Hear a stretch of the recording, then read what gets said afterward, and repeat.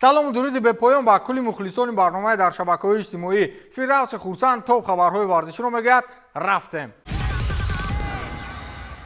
هری کین علاقه از همه نشانزن‌های سال گذشته بوندسلیگا بسیار گل زد. با قول سروبشاه فرخشاه همین هری کین بوندسلیگا رفت اخیراً فوتبالیست شد. در 11 دور مسابقه بوندسلیگا کین در حیات باواریا علاقه با زدن 17 گل دست یافت که این نشانداد عادی نیست. در بازی مقابل هایدنهایم هری کین دوبل کرد و پیش از این در بازی‌های دیگر مخصوصاً مقابل بروسیا دورتموند و دارمشتات هتریک با قید گرفته بود. رقم 9 مونخن را دیگر مان کردن نمی‌شود. 17 گل در 11 بازی این نشانداد بهترین نسبت موسم گذشته بوندسلیگا است که آنجا کریستوفر نکونکو و نیکلاس فیولکروگ در 11 بازی با زدن 16 گلی دست یافته بودند. حالا 23 دور دیگر در پیش است. همین خیلی رفتن گیره هری کین رکورد مسی سال 2012 را تکرار میکند. در این برابر کین اولین بازیگر چمپیونات آلمان است که در 11 بازی 17 گل زده است. حتی روبرت لواندوفسکی در موسم از همه زور خود سالهای 2019 و 2020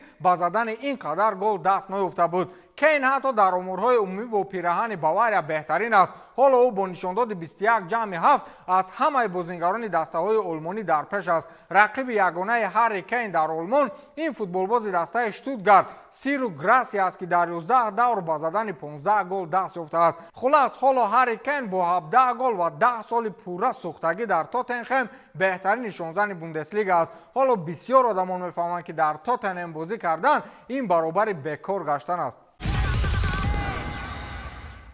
هفته گذشته برای ورزشگران روسیه در فضای MMA یک هفته نفرین شده برای تاریخ ثبت می شود. در UFC سرگئی پاولویچ به ناکاوت رفت و اینک در نوع ورزش آرم رسلینگ یا خود مسابقه دستخوابانی یکی از مشهورترین دستخوابان‌های روسیه به شکست دچار شد. در شهر استانبول ترکیه مسابقه ایست ویز وست برگزار شد که در این رقابت‌ها دستخوابان داستان روس دنیس سپلنکوف در فینال مسابقه با دستخوابان کانادایی دیوون لارا در مرحله نبردهای میان بزرگجثه‌ها رقابت نمود. این برگشت ورزشگر روس به رقابت‌های سطح بلندترین بعد توقف نه آنقدر طولانی بود که خاطرمون پس سر نشد. 5 سال پیش عیناً هر دوی ورزشگران در همین فینال روبروی هم قرار گرفته بودند که سپلنکوف خیلی ساده دست ورزشگر کانادایی را با زمین خوابانیده بود. این نوبت اون چیزی را که دنیس انتظارش بود رخ نداد و در 3 کوشش پورا دیوون لارا دست ورزشگر روس را با زمین خوابانید که دیگر برای بحث و نفهمی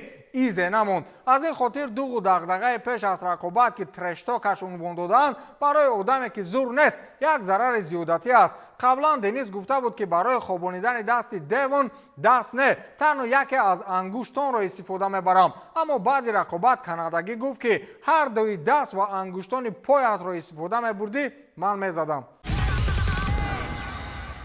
ارلینگ هالند در یک بازی خیلی پر احساس مقابل چلسی 2 گل زد و دسته لندنی 19مین تیم از پرمیر لیگ انگلیس است که نروژی به دروازه آن گل میزند. هر کس بازی چلسی و سیتی را تماشا نکرد گویا که همین سال یگان بازی را ندیده است. بین پرمیر لیگ انگلیس موسم جاری یگان بازی با قول واو نداشت. بازی با حساب 4-4 خاتمه یافت و به نام ارلینگ هالند 2 گل ثبت نام شد که یکیش را توسط پنالتی زد، دومش را توسط با قول لوبایچی. هالند توپ حمایتگر چلسی ریس جیمز را در بغل خود گرفته یک جای داخل توری دروازه کرد. خلاص چلسی چگونه اشاره کردیم 19مین دسته در پرمیر لیگ انگلیس شد که هالند به دروازه‌اش گل میزند. از دسته‌هایی که حالا در این مسابقه فعالیت میبرند فقط 2 دسته دیگر باقی مانده است که ارلینگ یگان مرتبه به دروازه‌اش گل نزده است. اینها لیورپول و برنتفورد هستند که امکانیت ندادند تا نروژی دروازه آنها را رخنه سازد.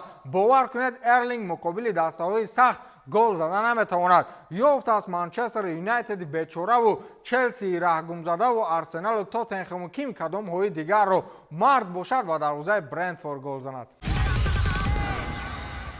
حبیب نورمگامدوف بازی دسته‌های اسپارتاک مسکوا و رستوف را در دایره رقابت‌های پرمیر روسیه از منبر میدان تماشا کرد و از جانب باشگاه مسکواگی توفه هم گرفت. این جای حیرانی ندارد که حبیب به تماشای بازی‌های اسپارتاک می‌رود، چون نورمگامدوف به قول اولادن سرسپرده تیم مردمی مسکوا و بازی‌های آنها را در یک جایگی تماشا می‌کنند. این را شادروان عبدالمناب نورمگامدوف падари Ҳабиб Нурмагомедов борҳо тавассути телевизионҳои русӣ гуфта буд ва ҳатто дар чанд аксу наворҳо гарданбанд ва дигар абзорҳои дастаи «Спартак»ро дар тани оилаи Нурмагомедовҳо мушоҳида кардан мумкин буд.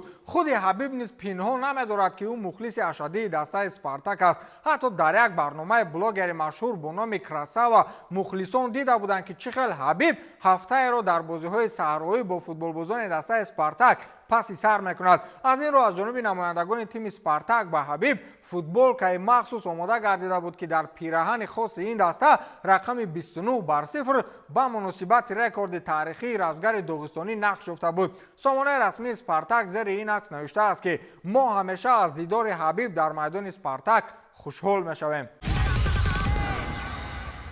муҳаммад Салоҳ дар бозии даври 12-уми Премер-лигаи Англия муқобили Брентфорд дубл кард ва ин голи 200-уми ӯ дар ҳайати дастаҳои англисӣ буд. ҳамлагари 31-сола дар ҳайати Ливерпул 198 гол ва дар ҳайати Челси 2 гол дорад ки ҷамъоҷамъ аз 200-умин голи хеш дар Англия истиқбол гирифт. дар ҳайати дастаи Ливерпул ҳамлагари мисрӣ 322 бозӣ анҷом додааст. бо дар назардошти ҳамаи мусобиқаҳо ӯ дар Премер-лигаи Англия 147 гол, мусобиқаҳои байниаврупоӣ 44 гол, ҷоми Англия 5 гол, ҷоми Лига 1 гол ва суперҷоми Англия 1 гол ба самар расонидааст. дар 19 бозӣ дар ҳайати Челси Салоҳ 2 гол задааст ки ҳарду дар Премер-лигаи Англия мебошанд.